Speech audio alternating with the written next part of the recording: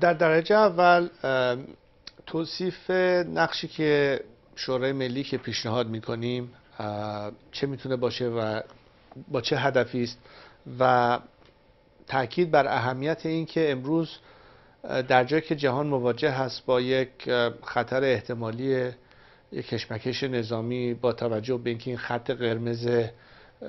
هر حال اتمی داره روز به روز بهش نزدیکتر میشیم و از آنجایی که یکی از نکات عمده این تلاش سوای هدفی که داره جلوگیری هر طوری شده از یک سناریوی مقابله به اصطلاح نظامی با ایران باشه، راهی است که هم از دید مردم ایران هم از دید جهانیان میتونه راهکاری باشه برای رفع این مشکلی که متاسفانه جمهوری اسلامی باعث و بانیش هست و ادامه دارد. بنابراین غرض از این ملاقات ها اولا تعریف بهتر این هدف هست که آگاهتر بشوند و نوع پشتیبانی که از دول خارجی و کشورهای مختلف انتظار داریم از این حرکت. گروه‌های اپوزیسیون در ایام اخیر بر فعالیت‌های خودشون افزودن. این دموکراسی‌های غربی واقعا آیا این گروه‌های اپوزیسیون ایرانی رو جدی میگیرن در فعالیت‌هاشون؟ من چیز خاصی در این ارتباط نشنیدم که بخوان بیان بگن که کدوم گروه جدی میگیرن کدوم گروه جدی نمیگیرن، ولی کلا میخوان بدونن که اگه قرار اپوزیسیون رو جدی بگیرن کدوم برنامه داره ارائه داده میشه و اونجاست که فکر میکنم ارائه برنامه است و نه الزاما شرکت کدوم گروه که تعیین کننده جدی گرفته شدن یک برنامه یک هدف است تا یک گروه. مقامات آمریکایی و اروپایی همیشه میگویند که طالب تغییر رژیم نیستن، طالب تغییر رفتار این رژیم هستند. با توجه به این گفته دول غربی فکر میکنید آیا هیچ وقت این اپوزیسیون ایرانی بتونه از حمایت کشورهای غرب یا کشورهای دیگر جهان برخوردار بشه؟ نکته جالبی رو مطرح میکنید، چون دقیقاً نکته است که بهشون یادآور میشم که اساس سیاست شما حتی در قبال تحریم با هدف تغییر رفتار رژیم بوده تا به حال، که تا به حال هم جواب نداده. اما اگر شما سیاستتون از این پس این باشه که ما حمایت میکنیم و فراتر از تحریم ها به شکل جدی و برای بار اول رسما وارد مذاکره و ارتباط با نیروهای اپوزیسیون ایران در داخل و خارج که دموکراتیک هستند و گزینه بغیر از جمهوری اسلامی رو جستجو میکنن و حاضر باشین چه این حرکت رو حمایت بکنید، آنگاه میتونید انتظار داشته باشید که مردم ایران حاضر و تن بدن به هزینه‌ای که این کار خواهد داشت، اگر بدانن که نهایتاً موفق خواهند بود در کنار رفتن این نظام به سود جامعه و یک گزینه دموکراتیک در انتهاش. در سخنرانی که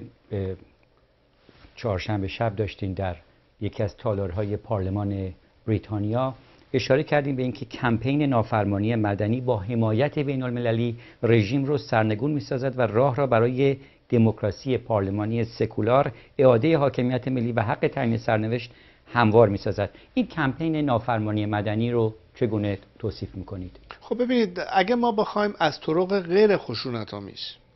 بدون دستبرد به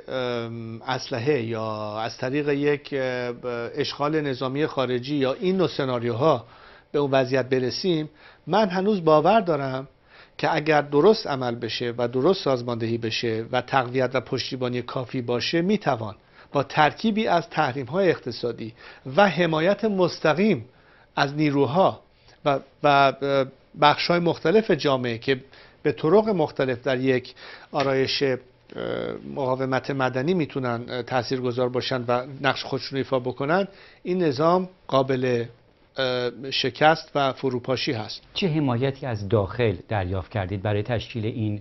شورای ملی؟ آیا همکاری کردن کسانی که در حکومت دارای مسئولیت هستند به یک شکلی؟ لااقل بهتون بگم که به شکل مستعار هستن چند نفری که جزو نمایندگان مجلس کنونی ایران هستند که این فراخوان رو امضا کردن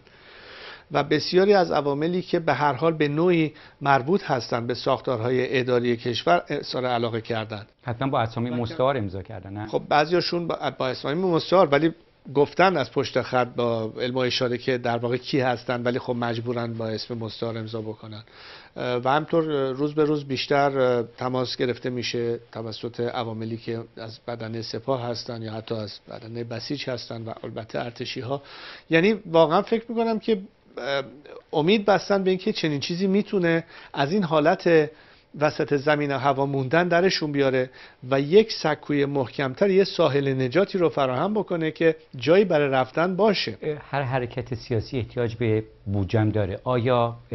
فکر کردین که چگونه بودجه این فعالیت شورای ملی رو تامین کنید؟ من یه نفر تاکید دارم روی و شرط خودم رو در حمایت از این کار روی این گذاشتم که ما صرفاً و تنها متکی خواهیم بود به کمک هایی که همیهنانمون در این راه میگذارن. کوچکترین بودجه از هیچ دولت خارجی یا دستگاه امنیتی قبول نخواهیم کرد، برای اینکه کوچکترین شکی